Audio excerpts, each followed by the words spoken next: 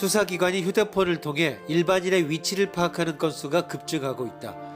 흥신소 등에서 불법적으로 하는 경우도 적발되고 있다. 더구나 위치 추적은 대상자에게 사전 후 모두 통보해 주지 않아도 되기 때문에 법적, 제도적인 보완이 절실하다는 지적이 나온다.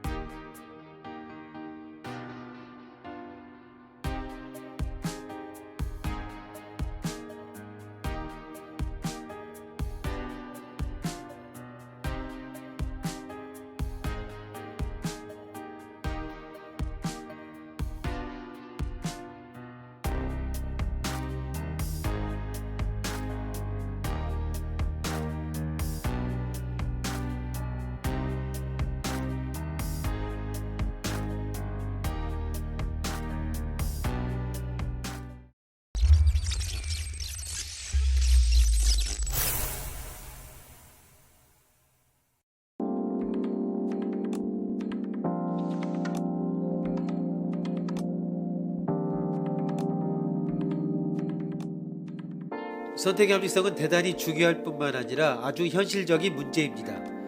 그러나 합리적이라고 생각한 선택의 방법이 사실은 그렇게 투명하거나 공평하지 못한 경우가 많습니다. 이 역시 알아야 면장을 합니다.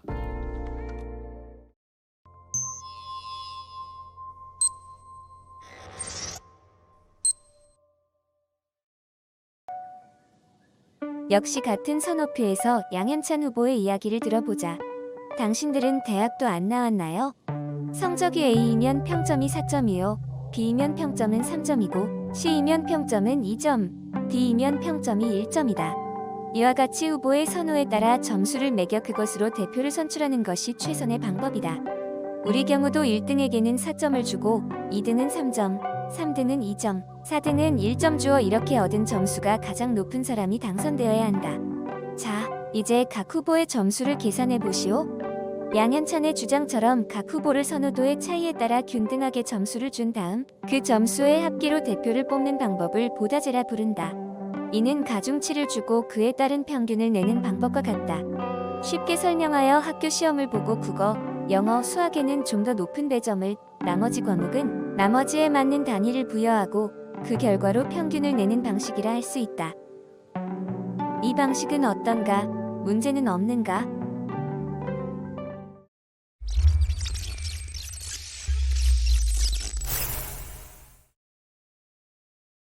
하지만 같은 보다제 방식에 있어서도 약간의 문제점은 여전히 존재합니다. 어떤 사람은 1등에게는 더 많은 점수를 주어야 하고 1등과 2등 사이의 점수 차는 2등과 3등의 점수 차보다 더 많아야 한다고 주장합니다. 만약 유권자가 각 후보에게 0점에서 100점 사이의 점수를 준다면 극단적인 생각을 하는 유권자는 1등에게만 100점을 주고 나머지 후보에게는 0점을 줄 수도 있습니다. 모든 유권자가 이러한 극단적인 생각을 하면 그것은 결국 다수결 제도와 마찬가지가 됩니다. 일부 유권자가 극단적인 생각을 하면 합리적인 점수를 준 유권자의 의견은 제대로 반영되지 않게 됩니다. 그러므로 보다제 선거 제도에서는 후보의 점수를 순위에 따라 고르게 차이가 나도록 부여하기로 처음부터 약속한 후 매기는 것이 그렇지 않은 경우보다 훨씬 합리적입니다.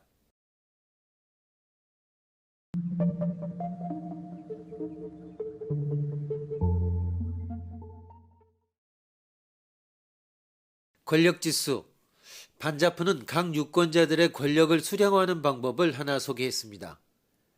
그의 이론에 따르면 각 유권자의 권력지수는 의사결정을 위해서 결정적인 역할을 하는 횟수에 비례합니다. 결정적인 역할이란 그 유권자가 찬성하지 않았다면 가결에서 부결로 바뀌는 경우를 말합니다. 보기로 가중투표제 51:50,49,1을 살펴봅시다. 괄호의 왼쪽 숫자는 의결 종족수이고 다음 숫자는 구성원의 무게입니다. 이때 가결되기 위해서 가능한 경우는 50:49:1, 50:49, 51이고 이때 50표를 가진 정당이 결정적인 역할을 한 경우는 3가지이고 49표를 가진 정당이 결정적인 역할을 한 경우는 1번이며 1표를 가진 정당이 결정적인 역할을 한 경우도 1번입니다. 따라서 각 정당의 권력지수는 5분의 3, 5분의 1, 5분의 1입니다. 이는 의석수와는 다른 실질적인 권력의 힘을 지수로 보여주고 있습니다.